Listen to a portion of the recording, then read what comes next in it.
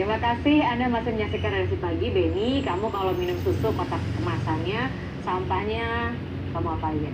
Masa disimpan sih? Ya dibuang lagi. Jangan dibuang dong, Benny. Ini kalau kamu kreatif sih ya, limbah kotak susu bisa jadi aksesoris loh. Bisa jadi dompet, bisa jadi gantungan kunci, bisa jadi cover buku, bisa jadi tempat kacamata, jadi keren.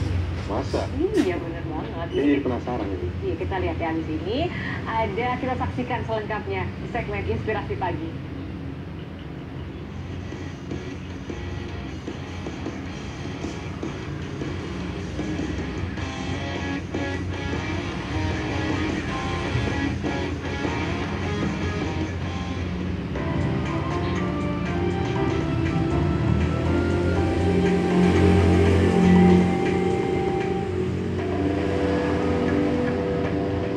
Anda tentu masih ingat banjir yang belum lama ini melanda ibu kota dan sejumlah kota besar lainnya.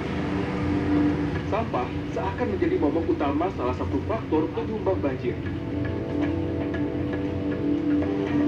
Limbah kardus atau karton dari susu bekas seperti ini memang secara fisik dapat menyumbat aliran air di sungai ataupun sanitasi warga. Tapi jangan salah, dari limbah seperti ini itu dapat menjadi sesuatu yang bermanfaat serta bernilai jual tinggi.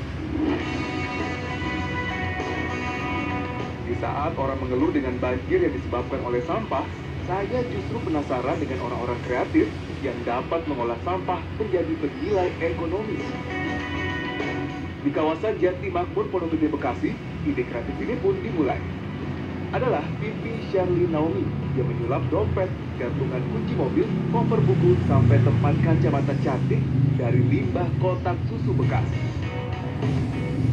Nah, Pak Widi, awal mulanya tuh inspirasinya dari mana sih? Kepikiran dari kotak bekas jadi kotak dompet, kayak gini. Awalnya karena kepedulian terhadap lingkungan aja sih. Aku pengen orang-orang lebih lebih peduli sama kebersihan lingkungannya gitu. Kita juga di rumah juga mau mengkonsumsi itu, dan pasti nggak cuma kita doang, dan pasti limbahnya banyak banget. Ini kita coba sendiri dari rumah. Ini kotak susu bisa diapain sih? Ternyata kotak susu ini bisa menjadi sesuatu yang bermanfaat gitu. Awalnya dari situ. Jadi terus kita pengen ngajak orang-orang juga, ayo kita mengolah limbah gitu. Di tahun 2009, Pipi kemudian mulai berani terjun di dunia wirausaha. Sebelumnya, wanita lulusan Institut Kesenian Jakarta ini meniti karir sebagai tim artistik di sebuah production house. Aku berpikir untuk membuka usaha sendiri lah gitu, karena aku memang bidangnya seni dan pria, jadi aku mencoba untuk mendalami itu gitu, berwirausasaha di bidangnya. Karena apa ya, nggak pengen terus-terusan jadi karyawan gitu, pengen membuka peluang usaha buat peluang kerja buat orang-orang di sekitar. Pipi pun akhirnya memilih batik setir dan menekuni pengolahan limbah kotak susu. Di awal bisnisnya, wanita kelahiran Surabaya ini memulai dari nol, seperti mencari sendiri bahan utama kotak susu bekas di sejumlah kafe di Jakarta. Iya, dari nyari sampahnya sendiri gitu. Jadi kita ngubungin manajer kafenya lah ya, boleh nggak sampahnya kita ambil tiap 2 hari sekali, malam-malam lah. Ya boleh lah, apa mereka juga buang kan sampahnya. Jadi asal kita nggak ngerepotin mereka gitu, ya udah kita ambil sendiri aja sampahnya. Lambat laun, bisnis kotak susu mulai diketahui banyak orang. Dengan label Sawo Kecik, kini Pipi tak perlu khawatir kekurangan bahan baku, karena sudah banyak yang menyumbang kotak susu bekas. Proses pembuatannya pun terbilang sederhana. Bantu 3 karyawannya, ia mengontrak rumah sebagai pusat industri rumahan. Langkah pertama adalah memotong kotak susu sesuai pola yang ditentukan. Potongan kemudian dikelompokkan dan diberi lem, serta direkatkan dengan bahan kain katun. Langkah selanjutnya adalah menggabungkan bagian-bagian pola yang sudah dilapisi kain. Agar lem merekat kuat, bagian di lem dijepit dan dijemur selama 1 hari penuh.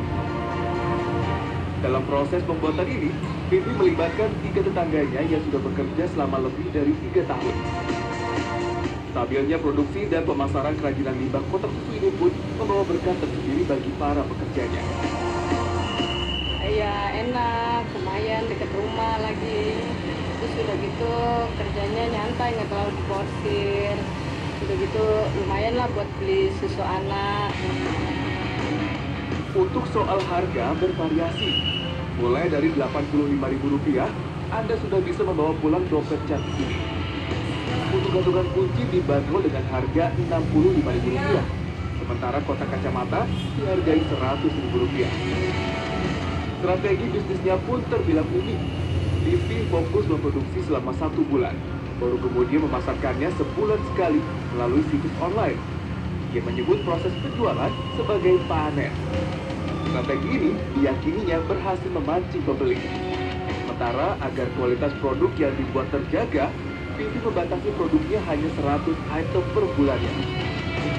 Sebenarnya sih tergantung ya, yaitu tadi karena memang kita produknya bukan produk massal gitu, jadi ya begitu hitungannya, semakin banyak kita produksi pasti omsetnya semakin besar gitu. Jadi ya paling kemampuan kita dalam sebulan bisa sampai 10 sampai 12 juta. Itu bisa sampai 1 lebih sih. Tidak hanya berjualan melalui media sosial, lulusan seni rupa IKJ ini juga membuka gerai yang diberi nama Kebun Sawah Kecik di kawasan Pasar Santa. Gerai ini senantiasa menarik pembeli yang berburu barang-barang unik yang tidak dijual bebas. Bagus, unik, dan inspiratif. Nggak nyangka aja dompet kayak gini bisa berasalnya tuh dari kotak susu bekas, dan harganya juga terjangkau. Kalau di online biasanya tuh barangnya udah habis, jadi saya langsung datang aja, dan kalau di sini kan bisa langsung milih kalau sesuai atau tidaknya. Sukses meraup rupiah dari limbah kotak susu tidak membuat Pinju besar kepala. Dia justru rajin menyebarluaskan ilmunya melalui workshop. Seminggu sekali, masyarakat yang ingin belajar mengolah limbah datang padanya untuk belajar. Ilmu itu nggak ada gunanya kalau nggak dipelajari gitu. Jadi aku mengajarkan bagaimana cara mengolah limbah ya, tapi basicnya aja agar teman-teman tahu bagaimana. Oh ternyata gampang kok ya mengolah limbah kita memang telaten dan dan mereka bisa berkreasi sendiri gitu. Peserta pelatihannya pun berasal dari kalangan usia dewasa hingga kaum muda. Aku seneng banget ikut workshop Sawah Kecik karena bagus buat aku, bagus juga buat ditularin ke murid-murid aku guru TK. Jadi anak-anak TK aku juga belajar untuk membuat yang mirip dengan yang sudah dibuat oleh Mbak Bintik, yang pastinya bermanfaat karena ini dari barang-barang yang mungkin untuk orang lain tidak berguna, yang langsung dibuang ternyata bisa menciptakan sesuatu yang bagus. Berangkat dari harapan sederhana dan tidak sekedar mencari keuntungan, Vivi pun membesarkan sawah kecilnya. Kotak susu bekas yang pada awalnya hanya dianggap sebagai limbah, kini terbukti dapat menjadi barang yang bermanfaat sekaligus menguntungkan. Dan tidak hanya itu, di tangan Vivi Sari Naomi, limbah kotak susu ini juga dapat menjadi inspirasi banyak orang agar peduli terhadap lingkungan. Eka Diansyah, Luki Kurniawan, Jakarta.